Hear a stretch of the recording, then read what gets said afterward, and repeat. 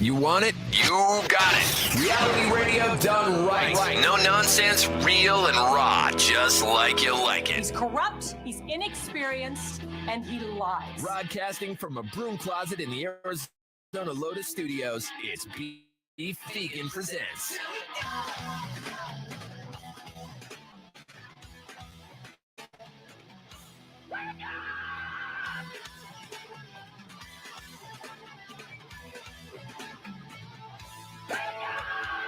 Yo, welcome back to the show. It's Beef Vegan Presents live on Rock 102.1 KFMA, streaming worldwide at KFMA.com on this beautiful Tuesday, February 6th. Good morning, Rico. Good morning. Good morning, Tucson. Thank you guys for tuning into the show. We're going to have a lot going on. I got a major concert announcement happening at 8 o'clock this morning with tickets before they go on sale. We're going to have Tony from Catalina Craft Pizza joining us in the 7 o'clock hour, giving away up to $100 in gift certificates to that fine establishment. Still tickets for metalcore that I'm going to give away. And I felt like I'm awake, but I got zero sleep. And I'm already tripping over words. So I'm going to be a zombie. Just today. pure adrenaline. Nothing but adrenaline, caffeine, and bad decisions. Yeah. You know? Yeah. And at least I got you here because now that it's a Tuesday, that means it's the return of Rico's 5-star review. Oh, boy. What establishment are you reviewing today, Rico?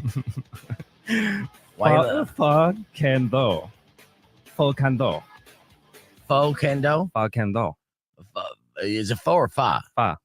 Fa. Pho Okay. Can Tho. Pho Can Tho. Yeah. You're going to get me fired. I'm a cultured man. Come on. I'm trying to help you out. I don't know. I mean, I know that's a pho place. I've had it. It's delicious. Yeah. Is it 5-star worthy? We'll find out later on in the show. So that's something that we have to look forward to. We also have the rain to look forward to. And luckily, it will be the residual leftover rain that LA got because LA got slammed. And there, you know, the LA River, the famous LA River, right? So what is that? It's a river. No, man. So it's like basically a canal. It's a canal. Yeah. Yeah, It's that- like graffitied up, and every once in a while it fills up to apocalyptic levels. Well, yeah, I was gonna get there, yeah, Oh, for okay. sure. So, like, it's a like a concrete canal that has like a little stream that you could hop over. All right, and then of course lots of graffiti and stuff. Did you ever do photo shoots there? No, you lived in LA. I know. I missed out on that part. Yeah, Like, damn it. Should have done the cool guy, like the wannabe skateboarder look. Yeah, dude. I don't know. I've been friends with you on social media for a long time. I'm pretty sure I seen a profile pic of you like squatting in front of some graffiti, and that could have been in the LA River. Well, anyways, the pictures of that is like overflowing apocalyptic levels. Spoiler alert. And yeah, like the flooding is happening all over the city. They're getting their ass kicked by the rain, and it is heading our direction. So we are going to be expecting rain later on tonight. And, you know, but again, it won't be the atmospheric river that just pummeled California. It's, you know, it'll be the drizzle, like whatever's left over. Hungover monsoon. Yeah. It was an atmospheric puddle. That might come down on us, which is fine. Drip, drip, drip. Yeah. Now this week is just like a crazy week as far as large events is concerned. Up in Phoenix, you got the Wasted Management Open.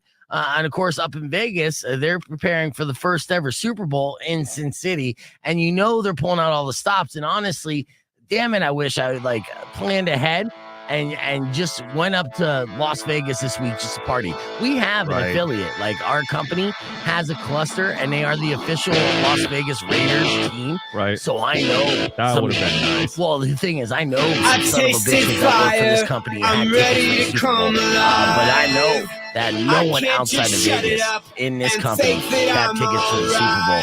And it's not even the game that I really want to be a part of. I just want to be in that city. It looks like the Super Bowl will bring over $1 billion to Las Vegas as thousands upon thousands of football fans and Taylor Swift will be heading to the bright lights of the biggest event in city's history. You know what I wonder? What's that? If they tried to get the big giant sphere to have the Super Bowl in there? No, not yet. But you know the sphere is going to be up to things. Actually, we need to look up the sphere and see exactly what it's doing this week. I'm sure Or you too. I'm sure it's going to do the helmets, right? I'm sure it's going to do the logo, but they might do some other cool stuff too, the sphere. And they probably even have some parties going on in there. So, yeah, $1 billion just for one game. That's huge. That'll pay off half the sphere. That's cool. No, they're still paying that off. Yeah. The sphere, I think, was like $7.3 billion. Woo! You need a few more Super Bowls. Damn. Yeah. All right. Well, we have a lot to get to, like I said. So we got your morning moron coming up next. We'll kick things off with System of a Down. Here's Spiders on Rock 102.1 KFMA. You know the name of the show. Let's go. Sleep Token on Rock 102.1 KFMA. That song's called Granite. And of course, they sold out their show. Jumping on the podcast broadcast. We'll do a morning moron here in a little bit. And thanks for the heads up there, Todd. As far as letting us know music was going through, is one of those mornings, man. I keep just pressing the wrong buttons, just messing things up. Happens. But yeah, we got Tony from Catalina Crap Pizza hanging out with us. Justin Spears is going to jump in with us as well, talk some sports ball. Who do you pick for the Super Bowl? Oh gosh, you can't bet against the Chiefs. I mean, I'm cheering for the Niners, I guess. But yeah, you just can't. You seem like a San Francisco fan. Like you would be a fan of the 49ers. Well, and that's not a dig, you know. You just so are you a fan of the 49ers or who's your team? I haven't been, but it's more like players for me, to be honest with you. I like Brock Purdy. A kid I coached in high school was his coach in his high school up in Phoenix. So keep it in the family type Is of Purdy thing. from So, Phoenix? Yeah, Perry High School. They made the championship game. I was at, so they played here at D of A when they were in the championship game. And I was at that game. So I've been a Brock Purdy fan forever. Dude, I didn't even know Mr. Irrelevant is straight from Phoenix. That's a big deal. Yeah. Absolutely. That's another reason. Dude, now we have to sell it. Like, we have to root them on. Yeah. I mean, look, Patrick Mahomes already won a bunch of championships. And, Travis Kelce's going to propose to Taylor Swift either way. So with those two equations out, Purdy, Phoenix, represent. I think we got to mention that on the air. I can't believe, and you know what? Now I'm mad at Justin that he didn't even mention that.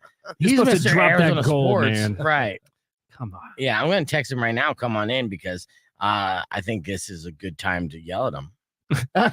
It's always a good time, right? Yeah, it's always a good time. Right? Why not? He's a good kid. Turns out to be like a personal vendetta against the coach or something. He's just like, I don't want to mention it because I don't like that. Well, I'll tell you what. So, Rock 102.1 KFMA, Justin Spears played football here in Tempe and, Tucson. And of course, Tony, you played football here, high school. Coach high school football. I'm from Minnesota, but I coached here, Yeah, you coached here, won state with your high school football team. And the high school was again? CDO High School. CDO High School. And the reason why we're mentioning this because I'm upset at Justin Spears and I'm going to have him pop back in because Justin Spears, of course, is all things sports. He co-hosts a sports show on ESPN Radio. So he knows things that other people should probably not know. Go ahead and sit down. This is Tony from Catalina Crap Pizza. Justin, we're live on the air. And let me yell at you real quick. Why did you not mention to me at all during our Super Bowl conversation of the rundown that San Francisco 49ers has an Arizona tie, Brock Purdy? Yeah, Brock Purdy. What do you know about Brock Purdy in Arizona? What is the connection between those two? He played at Perry High School. Right. And where's that located at? Gilbert? Yeah, Gilbert. Phoenix area, right? Phoenix metro area?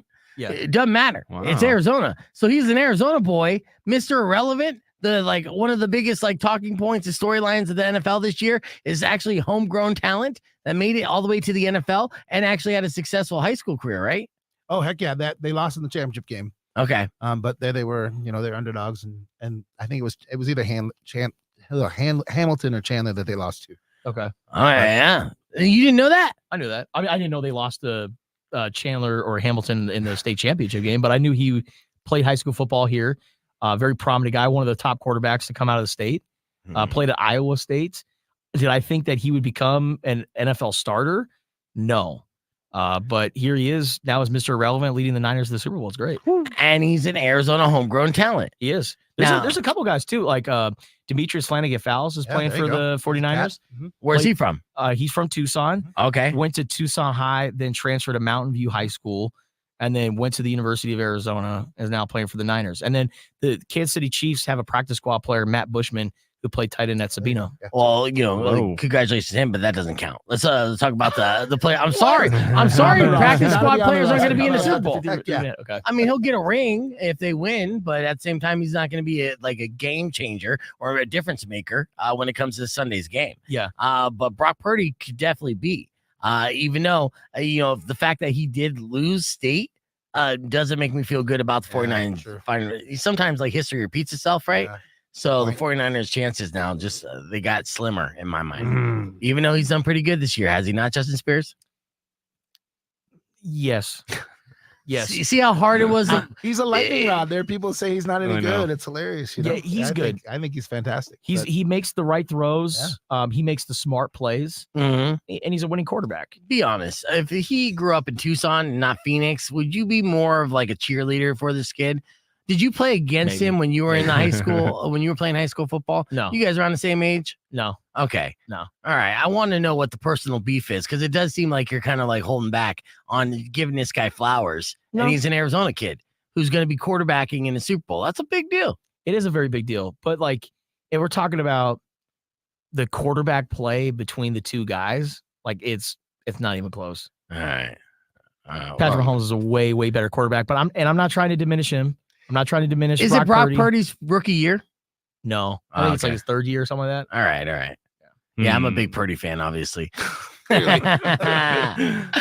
Tony, Catalina Craft Pizza, thank you for joining Appreciate us, my you having friend. me, as always. I'll see you in the 7 o'clock hour Absolutely. next month as we'll continue to give away gift certificates. We're keeping the conversation moving on to podcast broadcast. There we'll do Morning Moron and be back with the surprising uncancellation of Shane Gillis next on Rock 1 2.1 after Daughtry's Artificial. Clear. Thank you, Tony. Tony, last name Jacobson? Yep. Were you at Ironwood? Yes. Okay. Yeah, we've met. Finally, they see? meet. Look at that. Look at that. While the bromance grows, I'll play our Morning Moron clip from this morning. Good seeing you, Tony. At the Arizona Federal Theater in Phoenix when they're rolling through towns. The Sleep Token's having a monumental year. All right, with that said, let's get into our Morning Moron. It's now 6:13 and time for your Double M. I want to say Double Morning M. Moron again, so I like it. rebrand. Hey, dude, did you know that you can make over $140,000 a year managing a Chick-fil-A inside an airport? In the airport. Yeah, dude. Whoa. And that's only 6 days a week, right? You always get Sundays off. That's not bad. It makes you want to like reconsider our career decisions here.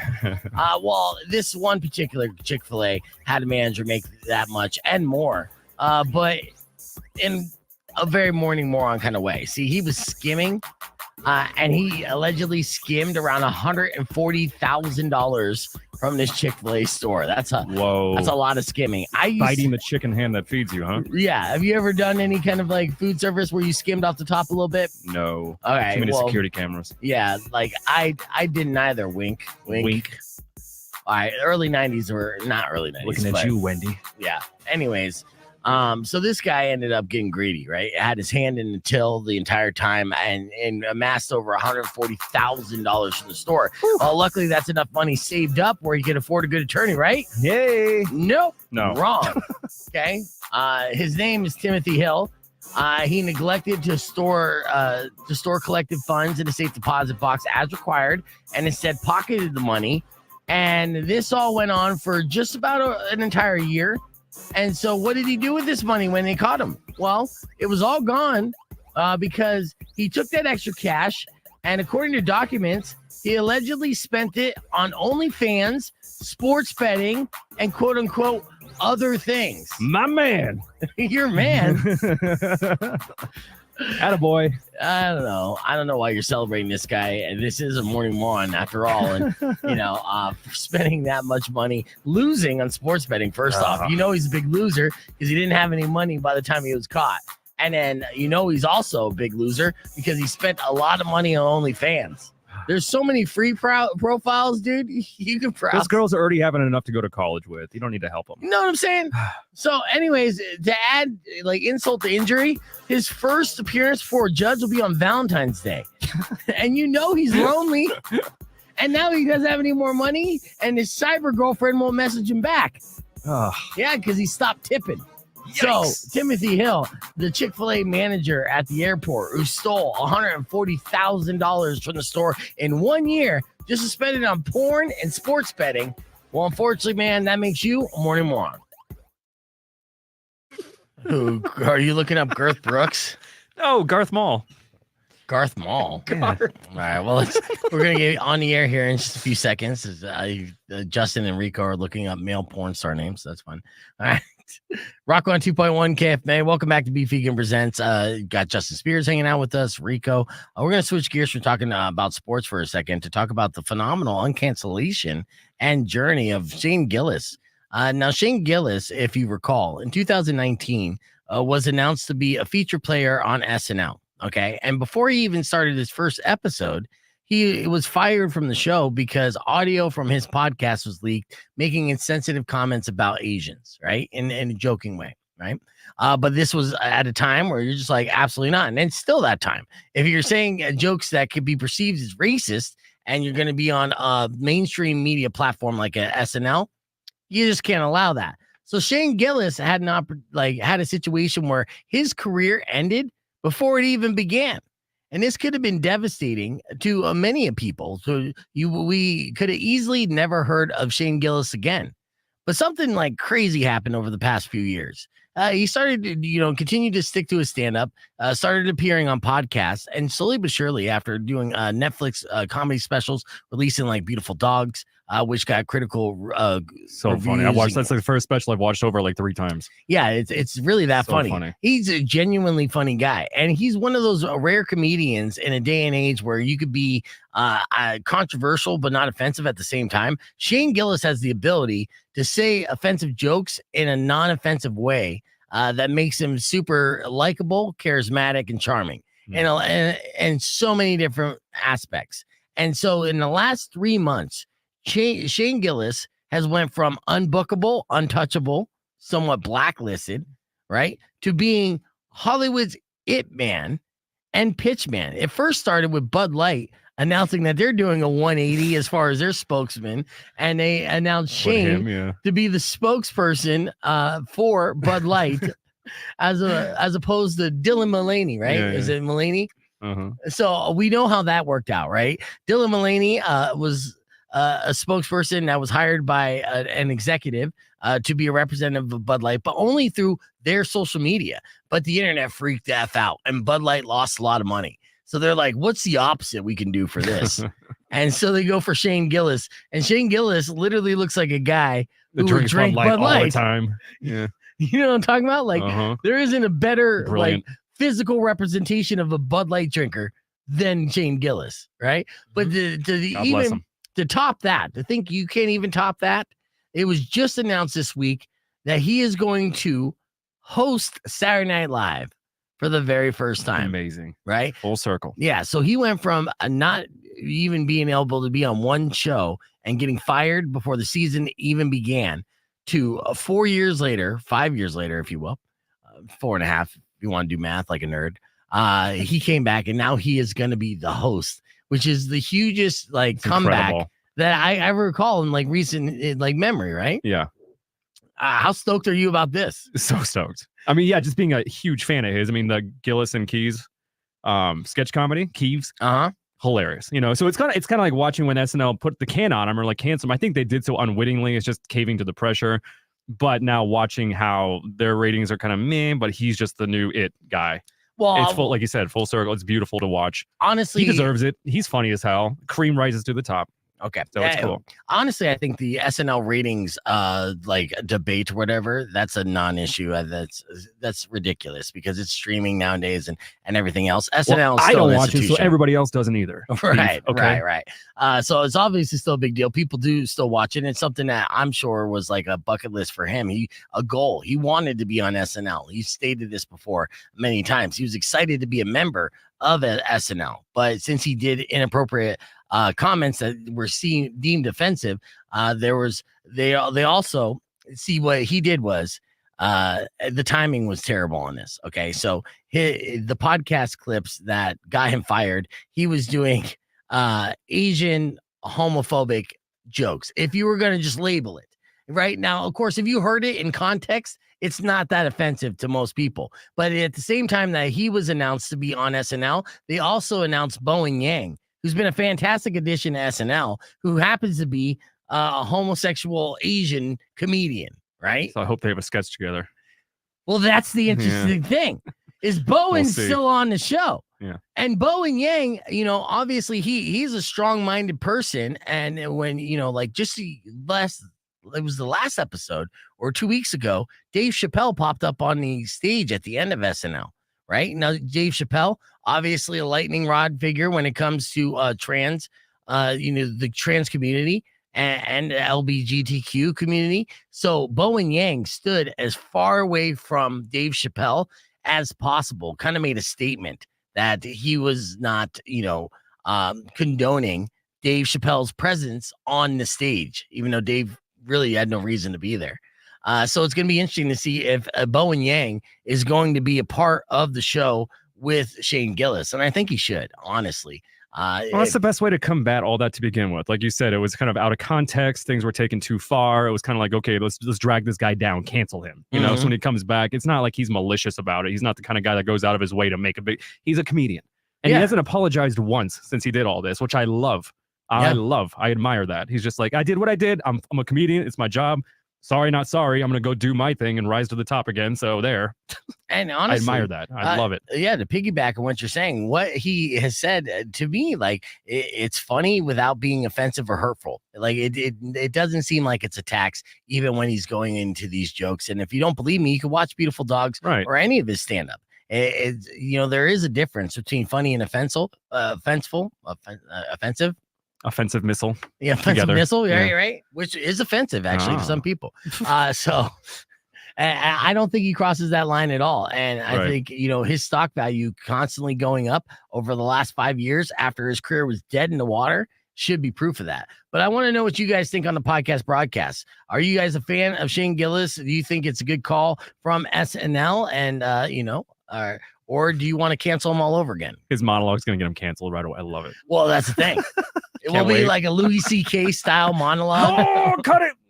Well, there's somebody who won't come back to SNL anytime soon. No. Or will he? Beat it, Louis. Yeah. All right. We're keeping the conversation moving on the podcast broadcast. We got more coming up after music from Jet on Rock 1 2.1. Yeah. So, do you know who he is? Yeah. His most recent comedy special, I think it's on Netflix. Yeah, Beautiful Dogs one. Okay, when he does the George Washington and like the slave, like the best joke in that, obviously being a sports guy, is when he was like, white people used to be cool. We used to all say like, yeah, and we had all these like old baseball players that was like, oh Curly, and all these great nicknames. And then Jackie Robinson came in. And he was so dominant that he just knocked that voice out of the white people. Like he was like, and at the plate is Jackie Robinson, man, home run. And we got to actually start playing now. Yeah. Oh no. Focus on computers. Yeah, I mean, so good. He's a funny dude. I love him. He's a super funny dude, super likable dude, and it's been amazing to see. Just the growth of his career, and now he's like the go-to person for podcasts too. Everybody wants him on a podcast, and he's just real. He just seems like really just himself all the time, right? Which is great. I say about Theo Von. Yeah, Theo Von. You know what's funny about Theo Von? I was actually seeing this little documentary, YouTube documentary that was put together this morning on Theo Von and his rise to prominence, which was very difficult. I remember Theo just from Road Rules, right? And the challenge. Like I know him from the 2000s from being a reality TV person, right? So so what happened was the producer from Road Rules like, you need to move out to LA, and become an actor. So Theo did move out to LA to become an actor, and he wasn't getting any roles. And they're just like, you're a reality TV star, you got no talent. So he decided to try to do something that takes the most talent, which is stand-up comedy, right?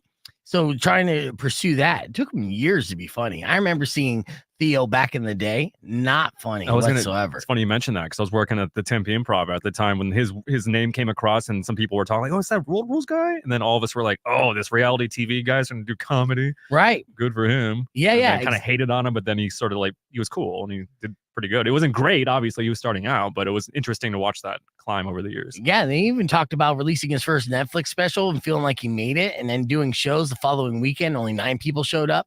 Yeah. So they talked about even just him having a podcast that he co-hosted with somebody for about 140 episodes, and that didn't really do nothing.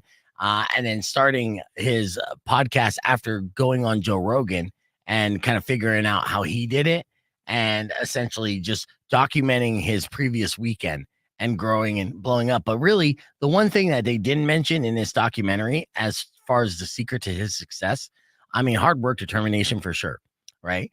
But the reality is It was his mullet. And as soon as he grew out his mullet and had cool guy hair, then everything else fell into place. Yep. The Louisiana swag, the smell of cocaine jokes, the party boy vibe.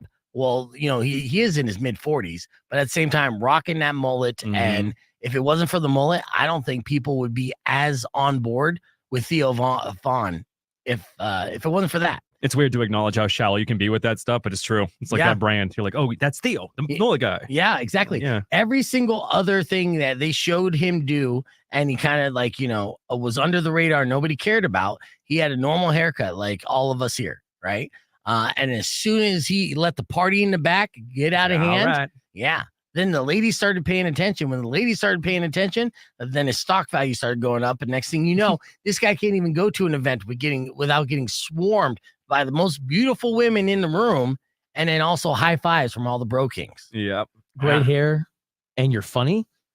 That's all it takes, man. That's all it takes, dude. And they had him and Riff Rap together in the same room. I was dying. That rapper. Oh, God. Yeah. Same thing. The mullet swag. I swear they're brothers. I know. They have to be. I was dying. I'm like, yes. Should I grow a mullet then? Yeah. Is the question. 100%. Get the... I don't know if it looked the same. I had a mullet in elementary school, and I didn't have the swag that other kids had. Get the lightning bolt side things. Had those too? You did? Yeah, I did too. You gotta also wear like pit viper glasses too. Yes. When you're out in public. Yeah, see, I don't know if I would go that far. What's the weirdest haircut you had? I had a bowl cut back in the day when I was like 4, when my hair was actually like not as curly and actually kind of like laid down. Yeah, the JTT. And then over Home Improvement. Yeah. Yep. Jonathan Taylor time? Yes, Thomas, sir. Yeah. And that was probably the wildest haircut I've had. I mean, I'm trying to think of some other crazy haircuts. Other than that, it's just been kind of like this. I'm gonna be honest with you. You still kind of have a bowl cut. You know what I mean? It's not that far away from a bowl That's cut. not even close to a bowl cut. I mean, you let it grow out a little bit. I mean, yeah, there's a fade in the back. Okay. But in the front could be a little bowly. Trying to get that Travis Kelce fade. Oh. You hear like that's a popular haircut now. People are going to barbers and To asking, do the Kelce fade? give me the Travis Kelce. God. Let's pull it up. It's like, What's it look like? You mean a fade? Like a That's a normal Kelce. fade? Just a fade, dude. Now, give me the Drake. Like, Give me the Drake Kelce. Don't gentrify a fade, man. Like, we're not doing that today. Yeah, when you Don't look up gentrify a Google, fade. yeah, I mean, it is just a fade, and they do call it the Travis Kelce fade. Gentrify a fade. Yeah, he gentrified the It's fade. gross. Remember when he had the mustache for a minute? He started dating Taylor, then he grew the beard back. That's But yeah, so funny. His ex-girlfriend. imagine, look, see this picture right here? This black guy. Look how pissed he is at the fact that the barber's like, "Oh, you want the Travis Kelce?" Motherfucker. Chiefs fan, huh? Yeah. All right. So I want to squeeze this in. We got more coming up right after this, but Rico had a fantastic 5-star review. And if you don't believe me, you got to check this out. The restaurant's called Pho Can Tho. Check 5-star review. It's time for Rico's 5-star review. As we know, Rico likes to go to different establishments around town, and when he has a great time, he immediately rushes to Google reviews and Yes, sir. shares with the world his experience. And you had a good experience recently, huh? Fantastic. A delicious experience. So let me get this straight. You just came back from Vietnam, Right. and Cambodia, Mm-hmm. and then one of the first places you go to is a new restaurant for pho? Yeah. Is it pho? Pho. Oh, yeah, you're going to pronounce it correctly since you're a world traveler now. Exactly. Okay, so what's the name of the Sing Chow. establishment that you reviewed? It's called Pho Can Tho. Pho. Yeah. Yeah, Can Tho. yeah. Yeah. Pho Can Tho. Right. Okay. Close enough. All right, fair enough. Okay, so let's get into it. Okay. What is your experience from? So after almost 2 weeks of exotic travels in the jungles of Vietnam, I came back to the West a new man with new tastes. Already feeling like a stranger in a place I was supposed to be home, I felt very off. Perhaps it was my body returning to health after drinking Saigon red beer instead of water every single day in the hot, humid, and unforgiving Mekong Delta. Oh, Jesus. Perhaps it was the lingering sense that society is lacking an essential something, a something that can transform nightmarish capitalistic monotony into a harmonious balance of actual joy and fulfillment. Perhaps I was just hungry. Yeah, perhaps. It's only been a week, but I needed to devour a banh mi or some pho ASAP. I put on some traditional bolero music and went to the Googles to find me a solid Vietnamese food stop. And lo and behold, Pho Can Tho. Described as a low-key, family-run eatery offering a range of noodle soups and other Vietnamese favorites. It was about to turn into a high-key joint, or maybe middle-key at least. Because as soon as I walked in, I told the lady at the counter, I'm looking for Tucson's Pho King. I just got back from Ho Chi Minh, and everyone claimed to be Pho King. Yeah, they all want to be the king, right? Yeah. Okay, I see what you're saying now. I feel like the competition might be a little less stiff down here. No. The lady just nodded and sat me at a table for one. I could already tell this place was Pho King headquarters. I asked her for a hot coffee, a café suanang, and was so happy when she brought me the Fin metal filter, which sits atop a glass with the coffee grounds and drips into about 3 teaspoons of sweet condensed milk. While she handed me the menu, I said, did you know coffee was introduced to Vietnam in 1857 by a French Catholic priest in the form of a single cafea arabica tree? Oh, And with the lack of fresh milk in proper storage, sweetened condensed milk became a popular substitute as both sweetener and creamer. Oh, wow. She gave me a weird look and walked away. Yeah, I'm not a fan of the French either, Toots. My eyes sprawled over the familiar textures and fresh beauty of delicacies of recent past. The banh mi god chicken sandwich with liver pate spread, egg mayo, cilantro, and pickled carrots. The com tam broken rice with grilled sausage, shrimp, pork chop, shrimp patty, shredded pork skin, and egg meatloaf. The pho with its thinly sliced beef and sumptuous broth, surrounded by noodles, fresh springs, Thai basil, cilantro, jalapeno, and limes. Did you say basil? I did. It's how you say it. Oh, God. I let out a loud whisper moan. That's how it's pronounced? Yeah. As I came out of a food porn daze and noticed the lady was standing in front of me waiting for my order. I think a single tear poured down my cheek, and I looked up at her with ecstatic and ethereal eyes and asked her to give me a minute. She raised her eyebrow and walked away once again. I wiped my face and got up to go out front for a cigarette after taking a sip of my sweet, sweet coffee. There was a new Vietnam War brewing, and it was one for my heart. And my stomach. Oh, no. The last time I felt these feelings was a long, long time ago, like January 25th, after almost crashing into a cow on a motorcycle. And I'm so grateful to feel them again. I ordered all the things, and I think I may have found the Pho King of the desert. 5 stars. Pho Can Tho? Pho Can Tho. Oh, wow. Yeah. Is your Pho King. Yeah. Where is this located? It's on 2746 North Campbell Avenue. Oh, there you go. All right. Well, that's an actual factual 5-star review that you could go and read. And when you Google Pho Can Tho on Campbell. And if you come across Rico's 5-star review, make sure you give him 5 stars in return. We're going to hit the reset. When we come back, we got a major concert announcement. Then I'm going to let you know how you can win tickets for said announcement. I'm not gonna lie, man. I was so nervous during that entire 5-star review. Yeah, you were shaking in your boots. Well, I wasn't shaking my boots, but I kept stressing to Rico. I'm like, say it slow, pronounce it. Don't say it too fast, because I'm like, you're gonna get me canceled and fired at the same time. Like, I hit the dump button. Yeah, I did it. It was that close. It was that close. I want to show you this. This is how quick Funko, jumps onto the gravy train. Here is the Jason Kelsey Funko. That they have. Good God. Yeah. That's awesome. I mean, honestly, he was already a likable dude going into the playoffs. I mean, brother versus brother for the Chiefs and the Eagles in the Super Bowl obviously put him on the map for a mainstream level. Him meeting his brother's girlfriend for the first time and getting absolutely blasted from hanging out and tailgating with the Bills Mafia, then taking off his shirt in Buffalo, mind you. Like, people, they forget this. They don't mention this too much because this is an open stadium, a stadium that they literally asked the public to shovel out snow for days and days on end before this game even happened. The wind chill probably was like minus 30 degrees or something. He probably is missing a nipple now, probably froze right off. But he had that liquid warmth inside him. Oh, yeah. And a good layer of hair where he can go fat guy naked and blend in, where everyone's just like, Jason Kelsey or my cousin Tony. I don't even know. This is Buffalo. Yeah. He would have been at the end of Titanic dancing on a door, just in the water. Just drunk. Yep. He survived. We're back here live on Rock 102.1 KFMA. Just showed the picture of Jason Kelsey's Funko Pop. And my question to you is, this is the panel, is he the new fat king? Like, out of all fat celebrities, I'm talking Burly Bear Man. Is he the most popular, the king of the mountain, if you will? Man, that's really tough. We are well represented, I will say. Yes. And I'm glad that you said we, because, you and I included in this, bear conversation.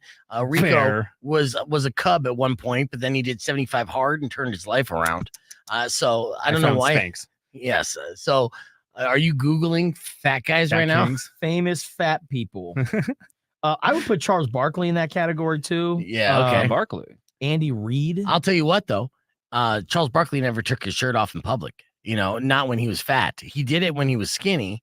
Now, Jason Kelsey, he did it in front of an entire stadium with a national audience. 55 million people tuned into that game and saw his fat ass with a Miller Lite in his hand, just celebrating and acting a fool in front of his brother's girlfriend, which is amazing. That's clout. Well, he's been losing weight. We were talking about comedians earlier. Would you put Bert Kreischer?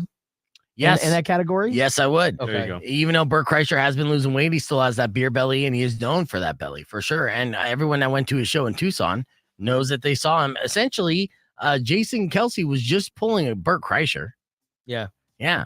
If any, Bert Kreischer should send him a cease and desist letter, try to get some money. Stealing my It's like, bits? wait a minute. Yeah, dude. It's my thing. He's like, naked fat guy is trademarked by me, bro. What about John Daly? He needs to take his shirt off while golfing. Boom. That would be. If John Chef's Daly kiss. would take his shirt off, but I Exactly. guarantee you would see rashes on there that he didn't even know he had. It wouldn't look as Ah! good. The thing with Jason Kelsey is, because he's a professional athlete, he has to do group showers all the time. And, when you shower teammates, they're like amateur doctors. So if you had like a mole that looked weird, they would point it out. Plus, he's married.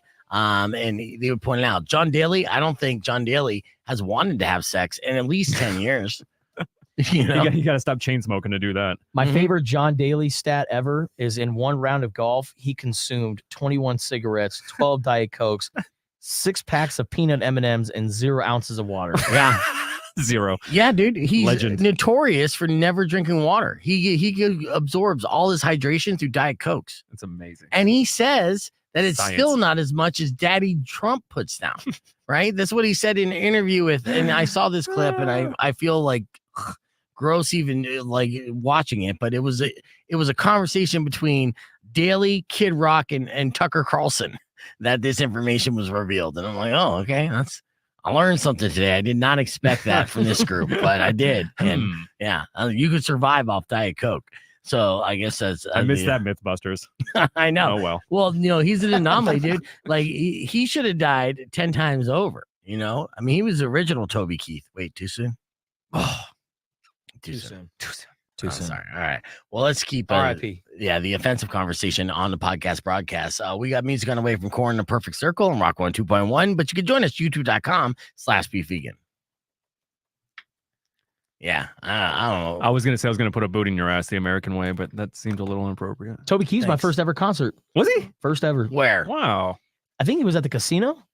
I want to say it was at Casino del Sol. Del Sol. That makes sense. Rascal Flatts opened up for him Whoa. before Rascal Flats Was a thing. was a thing. Damn, son. Yeah, man, it was a great concert. I mean, first and only country concert I've ever been to. I mean, I was kind There's of no more dragged after there. that. I You're was like, forced you know there. I what? was a little kid, but great concert. I'm a big fan of Toby Keith, man. I'm Absolute legend. Yeah, I'm not gonna lie, dude. I love country concerts. They're always They're a blast. amazing. Oh, dude, it is a beer drinking palooza. Oh yeah. Absolutely. There's no stopping on Belt that. buckle galore. You get to watch all the belt buckles. Mm-hmm. It's fun. Country Look at all those belt Thunder. buckles. Country Thunder is sick. Did you guys see this yet? Let's see. AZ Central just posted this. What they're building up in Phoenix is Buc-ee's? insane. No, Buc-ee's. it's not a Buc-ee's. Prescott right there. Is this the Vive Resort in the Swimming Oasis? And yeah, I think this is in Phoenix where they're gonna have this concert venue hotel that's in Phoenix. So yeah, they're building it right now. I'm gonna show you this real quick. Got my curiosity up now. Oh, dude, it's insane. So this is a music themed hotel that will feature rooms that can open their windows to view a concert, creating a suite like environment, right? So this entire thing. So this Interesting. yeah, this is going to be opening here in the next like 6 months, and it's going to be interesting to see as we're already bitching everyone down in Tucson that no good shows are coming to Tucson. That's because Phoenix is gobbling them up, and with more and more venues opening up like this, it's going to be less venues available or less artists available because they're going to take the big money, because this is not just going off of ticket sales. This is going off of hotel sales. So when they give offers to a band, and this is how the business works, right? Oh, geez. Yeah. Floodgates. Here we go. Yeah. So here's the hotel in question being built. I'm going to show you some of these pictures. When they give an offer, so like a band to play like the Rialto Theater, right? $10,000 guarantee, plus an over if you sell over amount of this tickets, right? Is usually what it is, right? And then you got costs and everything. Now they can go in with a hotel like this and say, we can offer you 50,000 because it doesn't matter if we make money off the tickets. If we sell out the hotel room, then we're making money there. It's a very Vegas-like deal. So this is the aerial photo that shows the construction that's in process. It's by the stadium on the west side. So it's in Glendale. All right. This is what some of these hotel rooms are going to look like. And so we got like a bar, Kono's Bar, is part of the Vive Resort. There's going to be pools, right? So these are the pool areas. And it's going to get a lot of Scottsdale people out to the west side. And until west side people start going, and it's going to scare all the Scottsdale people away. So they're going to have beach-like pools, right? And then, so what's the point of even going to Mexico or any other place if they're going to have all this stuff? Retail stores that look at it's literally. I would be excited about this, but I'm having flashbacks to the Glendale Arena when that first started there too. Like all like the talk, it's going to be the biggest thing ever, and then it just turned into like until you see this. So okay, so behind this you have the wave pool that has the beach sounds, and then you have the amphitheater. The amphitheater seats about 2,500 people, and that's not including all of the patios that you can get hotel rooms to open up and basically have your own VIP suite, which is your hotel room, watching this concert and hearing it in all of its glory. Just combine the balcony seating with hotels, and they're like, bingo, bango. Imagine you're at your like you're naked on the patio. Well, yes, there's going to be nudity. This is Glendale after all. There's going to be plenty of those stories, and I can't wait for them. Oh, but yeah. Say, imagine you're in this scenario. You're watching your favorite band play at a concert. You're in a hotel room. You're partying, and you're mingling with a girl. And the next thing you know, you're banging her on your hotel bed, which is right there. During the concert, during her favorite song. During the concert, the favorite song. Yeah, and look how nice Romance these rooms is are, not dude. Dead. So this is my favorite song, girl. All right, come to the bed. Now, Bring that Bud what Light. concerts would I go to see this? Probably none, because I don't know if I would afford this even if I took out a second credit line. Let's say you had like a freebie, like they gave you a little promo, like, hey, we want you to come experience this. Why do you think I'm talking about it right now, Rico? Buy resorts in Glendale. Right? Gave you a heads up. Even though you don't want to see me at this pool with my shirt off, but still, look at that, dude. This is what's going to be literally like right by the stadium, right by, and there's a casino right by there. Ooh. Like Glendale is essentially going to they're trying to turn themselves into Las Vegas. They even included the right there on the bottom right corner back there, the underpaid staff. They already included that. Nice. Yeah. Beautiful. They have Konos, which I don't know what that is. 7-acre waterway that features sandy white beaches and an island. That's what that is. A little night swimming with everything lit up. And this is in Dubai. This isn't. That's what I was going to say. It looked a lot like a Dubai spot. Exactly. Right. Yeah. This isn't Dubai. This isn't Vegas. This is Glendale, Arizona. Right. So, do they have estimated finish time for this? Yeah, they say it's they've been building it for a while. It's a $1 billion project. Gee. Yeah, and it will include Arizona's largest hotel, so it's going to be bigger than everything. They plan to use the stage more than 100 times a year. So you're talking 2,500 seats plus all the rooms. You're thinking about artists that can sell 5,000 tickets. So basically artists that are going to play at the Arizona Federal Theater. Right. Like we announced Mastodon and Lamb of God. Mm-hmm. So that caliber show will be booked there. It's the first one's going to be U2. Be like, come on, guys. You got the Sphere. You got to do the Arizona Dubai one. Someone on Twitter was like, who asked for U2? And then someone quote tweeted and was like, everyone with an iPhone in 2014. Yeah. Ooh. Remember they gave that update and they just like forced U2 on everyone? Oh, yeah. Still a sore for a lot of people. Yeah, I know. Never left. They're not going to do too many local shows at this amphitheater. It's been designed to be artist friendly with a plug and play concept, eliminating the need for artists to bring their own equipment. right? Oh, which is good. But at the same time, a lot of artists want to bring their own equipment. And let's see. As far as the opening, when it opens in 2024, it's set to open. What? Yeah, in 2024. So construction has been underway since 2021. All right. So with that, here's the rundown of everything that this venue has to offer. Okay. Of course, you got 1,100 rooms, suites and villas, the amphitheater, 12 signature restaurants, Kono's Island and Beach Oasis, a luxury spa, a nightclub venue, rides, attractions, a curated retail and art installations. It's like everything that like the best casino in Vegas has and more. And the resort features first to Arizona attractions, including a tethered hot air balloon that can transport up to 30 guests 130 feet high, and a Kono's Sky Bar and the world's first Mattel Adventure Park. So it's going to be connected to the Mattel Adventure Park as well. Damn. Yeah, dude. Now I got to debate whether or not to save up for this or the Gathering of the Juggalos, and that really makes me mad. Yeah, it's going to suck for you. Have you ever had Faygo before? Once. Faygo pop. Is it good? It's like you would think it would be. It's kind of like, I don't know. Is it, how would you describe it? Like, don't look at me. Flavored like Sprite. I drink Faygo. You're the one who I dabbled. drinking it once. I dabbled. You're the Juggalo, right? Yeah, dude. I'm drinking the Juggalo. Come on. I've drank RC Cola, which is Arizona's version. Shasta, actually. Shasta. I miss Sobe. That's all I miss. Sobe. I didn't like Sobe. I drank it. I didn't like the way it made me feel. Yeah. It Sad made me and feel empty better inside. than other people. Oh. Yeah, the opposite. So yeah. High class. I every sip I lost empathy for humanity. Maybe So it was be it. maybe it was the lizard, maybe it was the catchphrase on the inside of the cap. Made me feel wiser. And then I would walk by homeless people asking for change. I would just flick the Sobe lid to their head. So I didn't care. And it became like an epidemic. They had to like cancel the drink. Like too many people are becoming sociopaths. Yeah. Gotta It's stop Sobiopaths. Sobiopaths. Mhm. It's like that scene in Half Baked Oh where God. he's like, spare change, and Dave Chappelle's like, "Oh, thank you. Don't mind if I do." He like, grabs the money out of the Thank cup. you. That's beef. Hey man.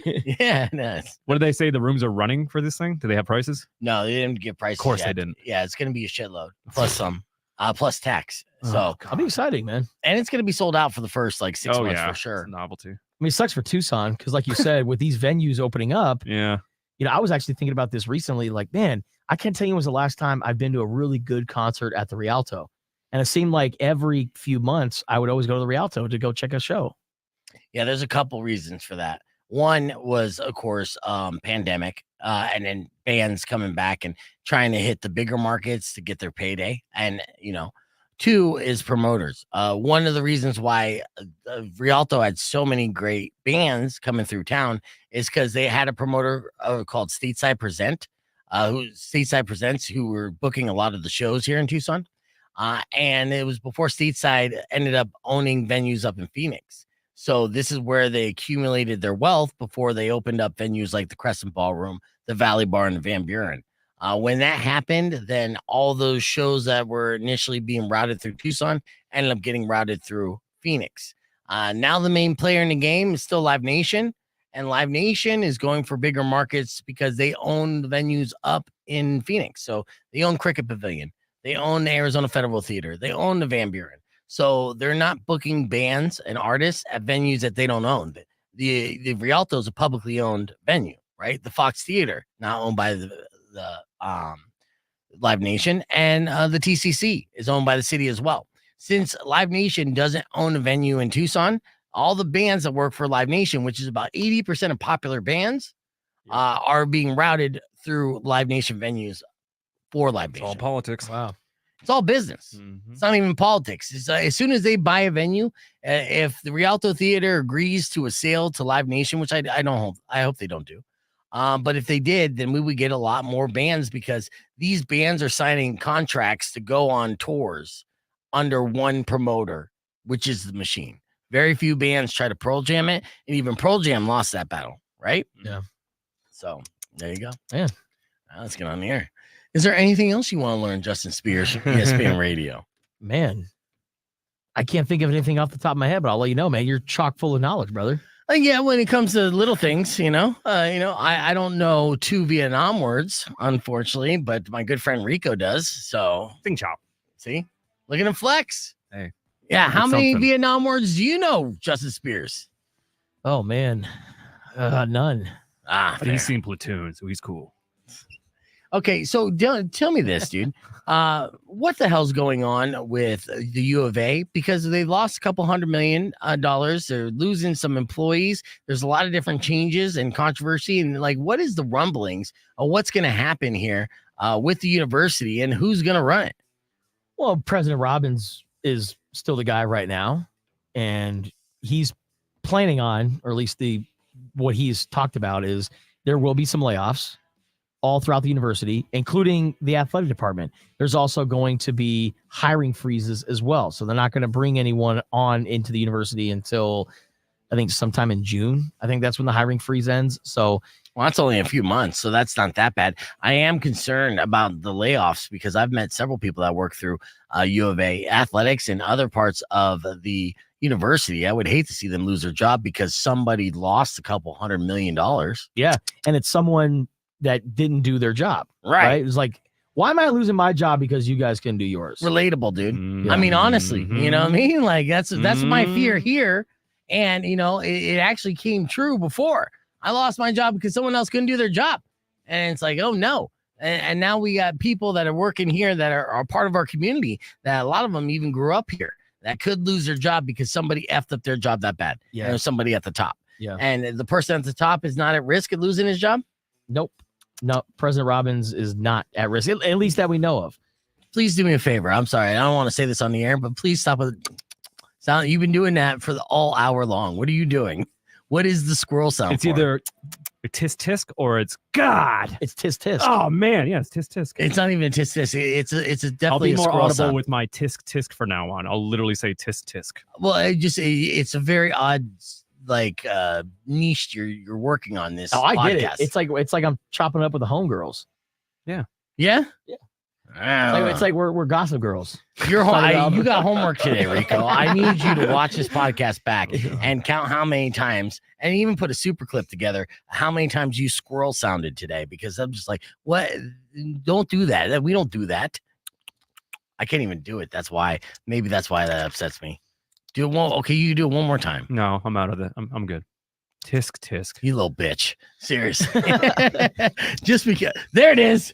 Did you do it? That wasn't me. Damn it. I did it. That was me.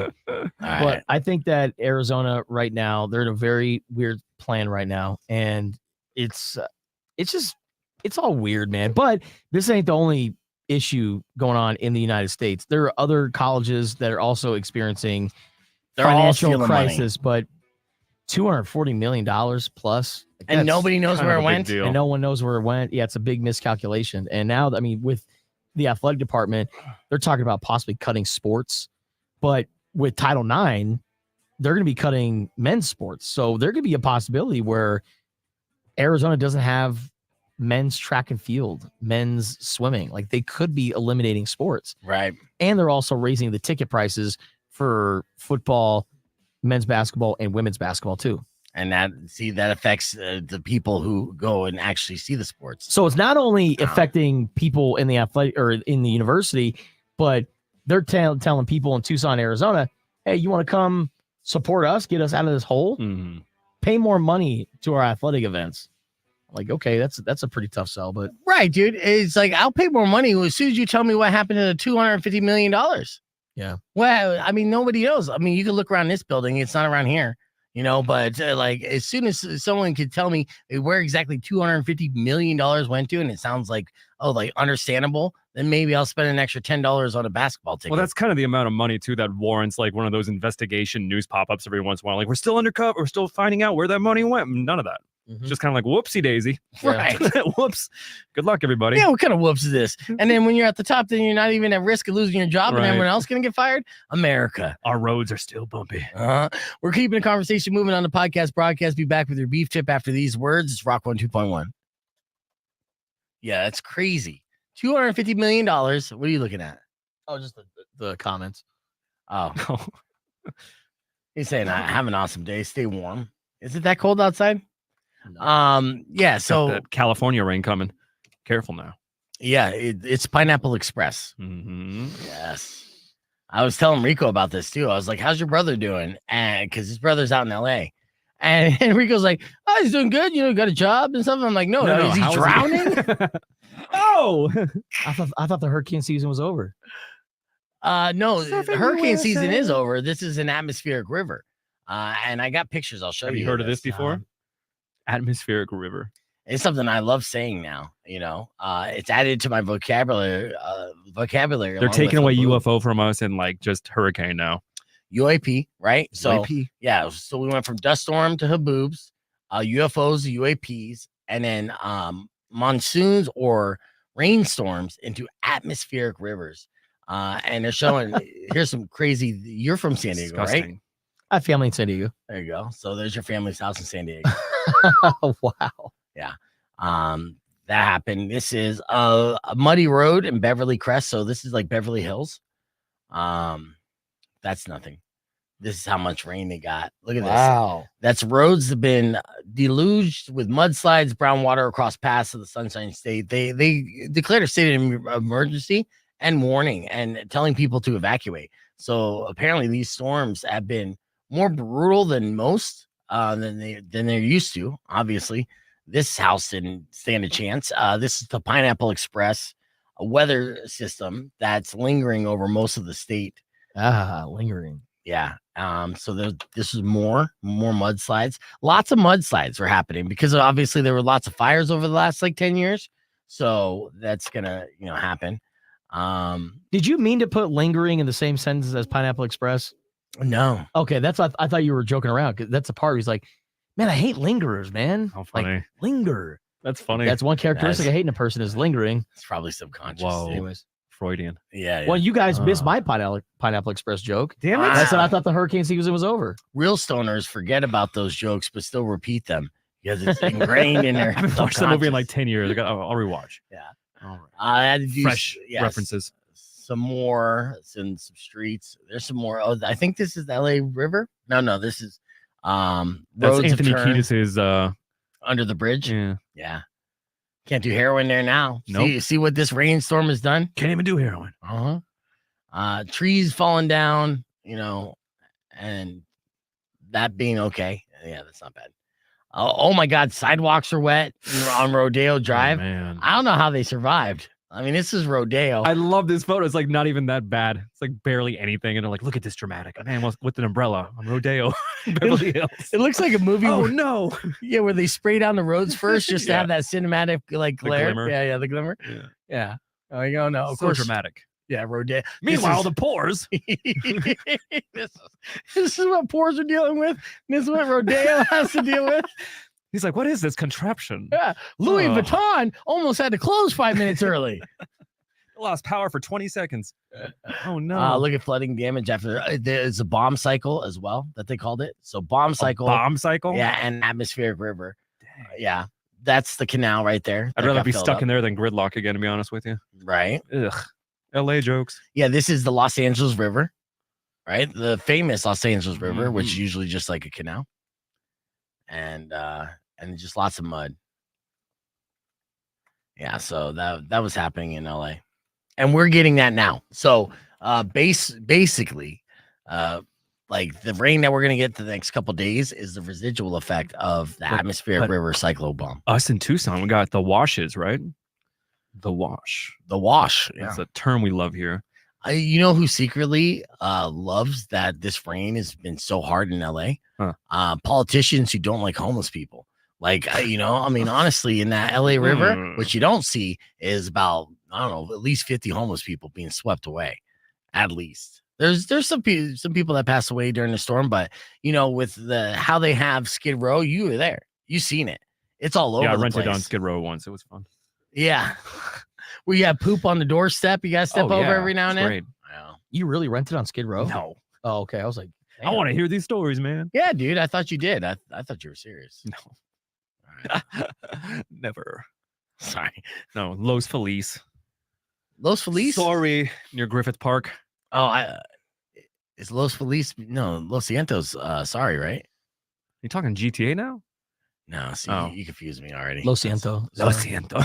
Yes, Lo Siento is sorry. No, We're Los back on Feliz the is air. like a west. Yeah, It's a neighborhood. Yeah, it's a neighborhood. Okay, area. good. I thought you were saying a different type of sorry in Oh, Spanish. no. Not the fancy ass Feliz. neighborhood you lived in LA. Ay, Dios mío. All right. Well, unfortunately, that's all the time we have for today's show. But I'd like to thank everybody for listening and watching along at youtube.com/beefvegan. Don't forget, you can watch the entire podcast broadcast on demand. There you'll find clips and interviews from past guests as well. Before we wrap things up, let me give you a beef tip. Here's 5 healthy habits that take 5 minutes or less. I know. I got Spears' attention. Habit stacking. So starting a new habit is hard, but adding a new habit onto an existing one is easy. Right. So you could add mindfulness to your morning coffee or practice gratitude as you brush your teeth. That's okay. Micro meditations, so checking yourself out doesn't need to take too long. So do a micro meditation. They say 5-minute workouts. Research show that even short bursts of regular exercise can help keep you young. And I'm hoping that sex counts because I clock in around that time.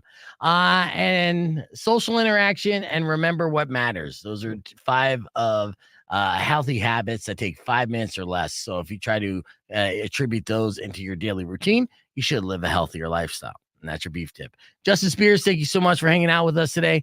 Rico, great as always. Tomorrow morning, we'll continue to give away tickets for Mastodon. Until then, Robin Nash is up next. Enjoy the rest of your day. Drive safe, ride safe, and rock local. Later. Wish upon a side of beef. It's like, oh no, running out of time. Go 49ers. All your grief. Go Purdy. Go Arizona. Purdy. Kind of bad. I will knock out all your teeth. Why do you hate Arizona?